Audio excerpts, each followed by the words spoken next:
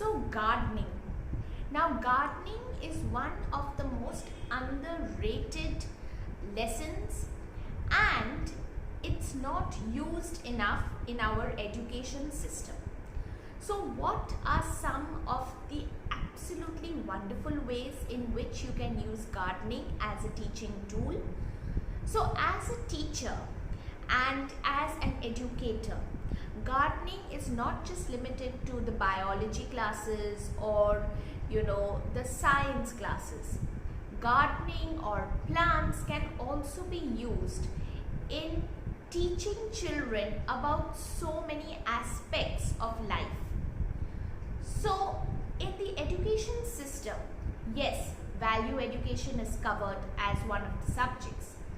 But if you look at it in a holistic manner, while value education is definitely covered, there is also somewhere a lacking of the necessity and the absolute need which is required today to teach children or even grown-ups for that matter about the simple things in life like kindness, love, and also the ability to be able to meander with life. Because what happens is the education system teaches everybody to expect life to be nothing but a journey of cause and effect, and also not allow people to grow, and children do not really learn the life skills in a hands-on way.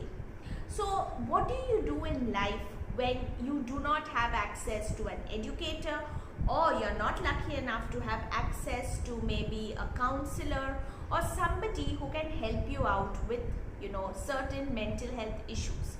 So mental health awareness, it's everywhere, it's all over the internet, but what is majorly lacking is teaching, or I would say, rather than using the word teaching, I would say equipping students and teenagers to be able to tackle life.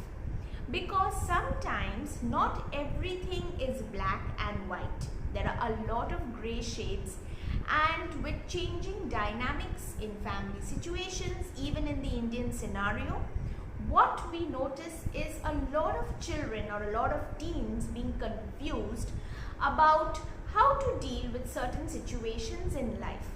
So it is very important as educators, and if you are one of those educators who go beyond the books and beyond the marks and beyond the grades, well then you can definitely think about using gardening as one of the most beautiful tools in order to teach children more about life. So gardening or plants. Plants are the symbol of nurturing. Plants are the symbol of growth, and plants also have the ability to constantly reinvent and renew themselves. And now why do I talk about reinvention or renewal of thyself? Because without renewing oneself and without being able to rejuvenate on a regular basis, usually stagnation is definitely going to be observed. So when as a student or as a family member or as a part of maybe a peer group, you feel you're stagnating somewhere, then you need to understand and learn a little more about growth. So when we talk about growth, so what is growth? In terms of the student, I would say growth is not just academically, or you're excelling at sports, or you're excelling maybe in some co-curricular activities, but growth also means you're able to manage everything in a very balanced way. Now balanced way, yes, I don't mean by balance that you always are being able to maybe excel at everything. That exactly is not balance. I would say balance is excelling at everything, and not just excelling, but I would say rather participating in everything to the best of your ability, and apart from that also being able to be a good friend, a good family member, a good maybe a good student, a good listener, And it's also important to remember, most importantly I would say, to be a good human being.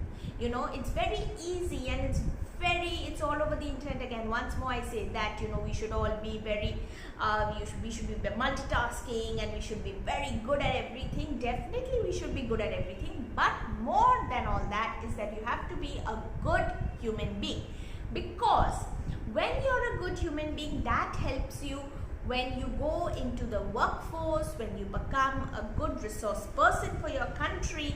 It really helps you in actually achieving the next level. So it is very important to remember these points, and I do hope you like the first part of this video and wait for the next. Thank you.